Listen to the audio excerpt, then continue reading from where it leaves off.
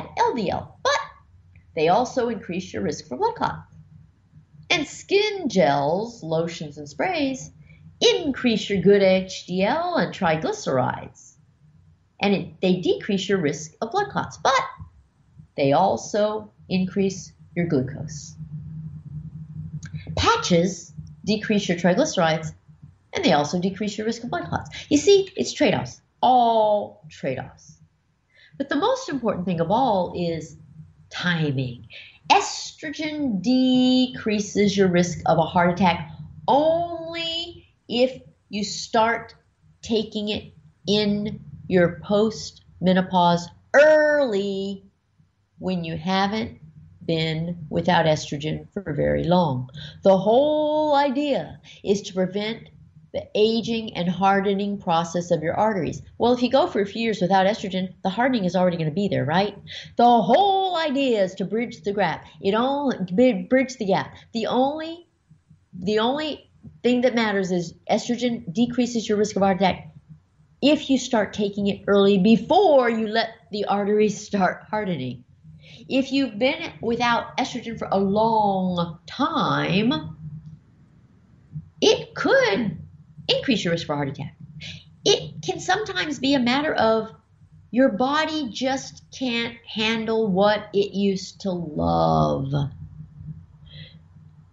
I've talked to you about the 5 to 10 years associated with the estrogen window of opportunity. That's that time frame when starting estrogen is more beneficial than risky.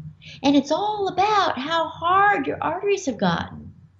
The longer you've gone without estrogen, the harder they are. And the harder they are, the higher your risk for heart attack.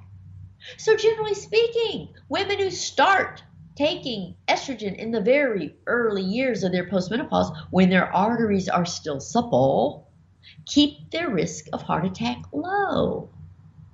And women who start taking estrogen more than the 5 to 10 years into their postmenopause, when their arteries are likely to be significantly harder, may increase their risk of a heart attack.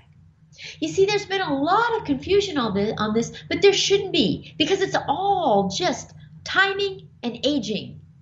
And what makes the timing important is the aging. It really boils down to aging.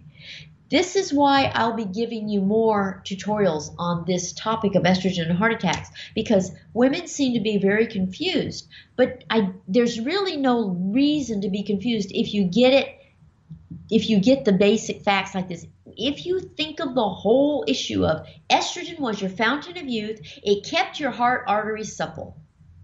Okay? When you lose your estrogen, your arteries start hardening. If you start taking estrogen before they harden, it will keep your arteries soft and prevent a heart attack.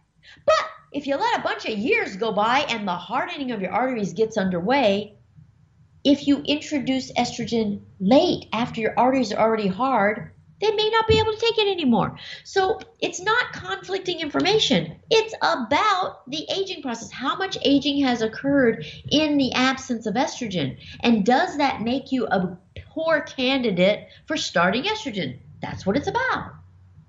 Okay, now let's talk about progesterone. Progesterone is just a piggyback. You only need to take progesterone if you have your uterus. Its only purpose is to protect your uterus from uterine cancer. It offers no specific benefit to your heart at all. But just as there are different estrogens, there are different progesterones. And your heart happens to like some of them better than others. When it comes to your heart, you can divide progesterones into two groups. Bioidentical or natural progesterone that is the same progesterone your own body produced. These are called progesterone, micronized progesterone, or USP progesterone. And there are synthetic progesterones that are not identical to the progesterone your body produced, and these are called progestins. Now, progesterone is not like estrogen. It does nothing to reduce your risk of heart attack. But your heart does tend to play favorites with different kinds of progesterone. It just happens to like the natural bioidentical progesterones better than it likes the synthetic progestins.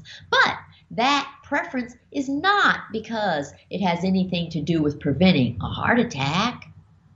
See, you just have to put tidbits like this into perspective. That alone isn't enough to determine the progesterone you choose. Progesterone is important for your uterus, so don't let what your heart likes trump what your uterus likes.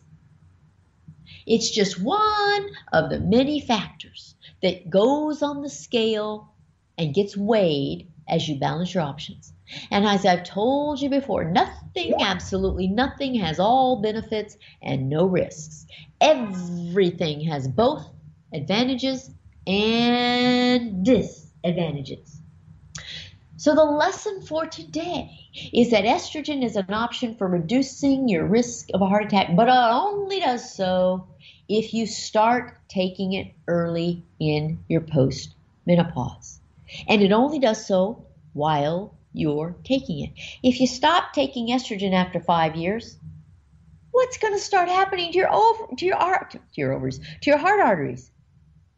If you take estrogen for 10 years, if you stop it at 10 years, what's going to start happening to your arteries at 10 years? If you ever stop estrogen, the aging of your heart arteries will begin no matter when that time is, no matter what your age is. It's a very simple, straightforward principle. Don't make it more or less than it is. You see, I've bombarded you with a lot today, but if you have been following me for any length of time, this wasn't really news to you. If you're new to my channel and you're starting with this particular podcast, you might be very confused and your head might be spinning. Well, I'm not a head spinner, and I promise that if you're confused, it's because you're not learning this stuff in order. In the next podcast, we will discuss the studies that have put us where we are today with regard to our knowledge about menopause and heart attacks. You really won't want to miss that one. What I'm going to do is take you on a walk through history that'll make it all so clear to you. So, I invite you to go to my website. If you go to the YouTube video tab, you can hover on it and it will say charts as on a drop-down menu, and you can print out any of the charts I've made for anything I ever talk about in these podcasts. There's all kinds of goodies on my website. So go to menopausetailor.me. You can buy my book, you can buy webinars, you can buy the DVD, you can read articles free of charge, you can access my YouTube channel free of charge. You can schedule a consultation with me and I will tailor everything to you in a consultation so that you know exactly how this kind of stuff measures up. I will tell you, I do a lot of consultations for the topic that we talked about today. Many, many, many women want to know what is their risk for starting estrogen depending on how long they've been without it. And what I do is I take into account all the factors and I help them understand what their actual risks are and help them decide what their comfort zone is for whether or not they want to start estrogen and hormone replacement. And many of them find that they are still excellent candidates and they're delighted and overjoyed because they've decided that they want the benefits that it has to offer. So if you have any questions or misgivings, just do a consultation. You can always do whatever you want, but you will know what your options are and you'll know how they measure on the scale. Okay, I will say goodbye now. This is Menopause Taylor signing off. I will see you in the next podcast, and I hope you are well. Bye.